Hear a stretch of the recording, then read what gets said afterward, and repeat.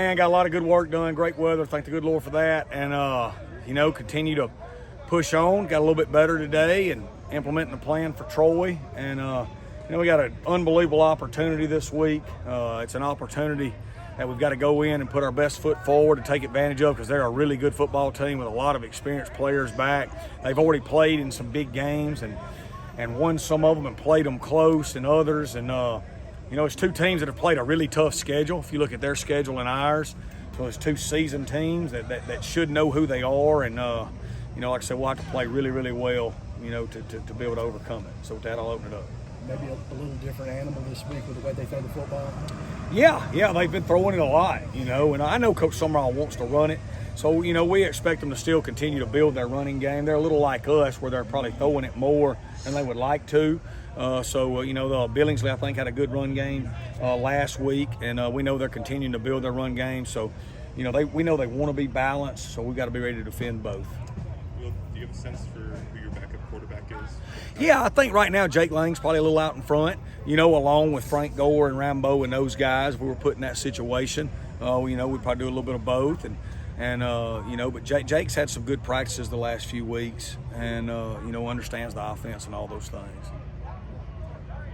Can you just talk about the offensive line, how much you think they've improved under Coach Greg? I mean, last game y'all played, they didn't give them a sack. Yeah.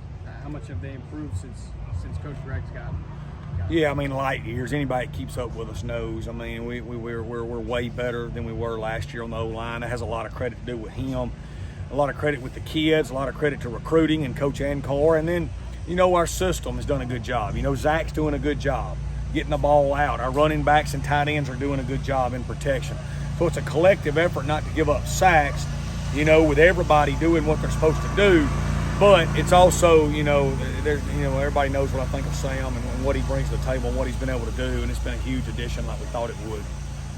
Do you think that Zach's a little bit better prepared this week since he didn't have any competition with the ones this week as opposed to weeks prior?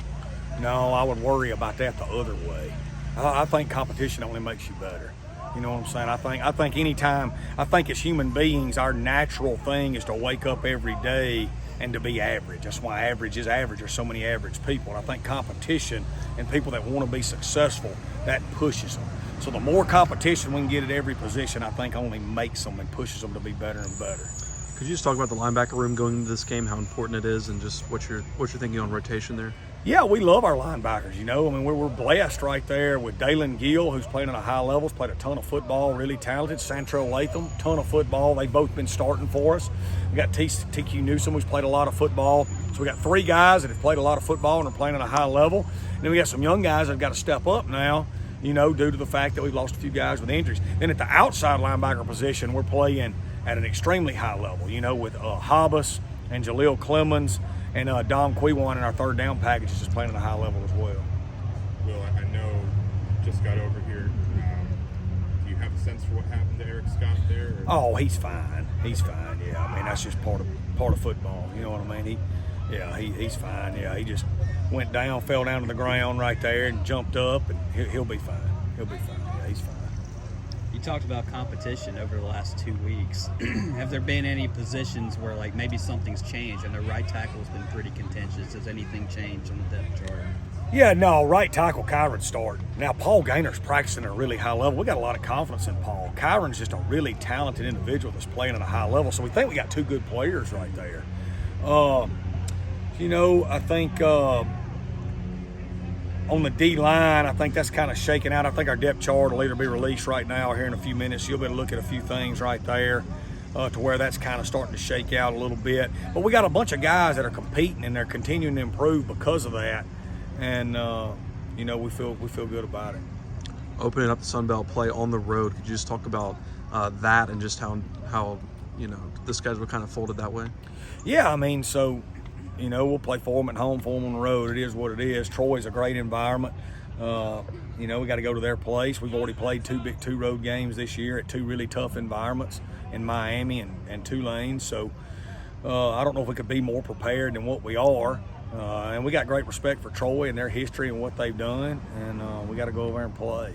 It kind of feels like the programs are similar in the sense that you guys have a lot of Penn State guys, and they do as well. I wonder how much of a great rivalry this could be in the Sun Belt, and obviously for fans, they don't have to go too far.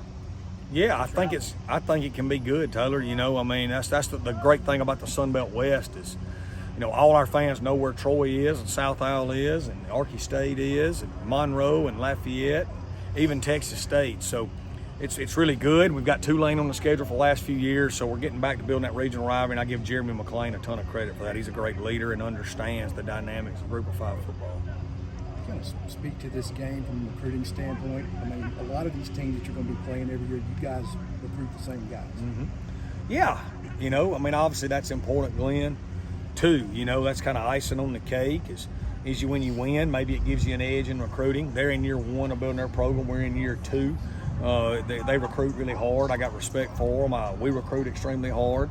And, you know, but it's about this team right now. You know, it's about this team and this moment and building this program.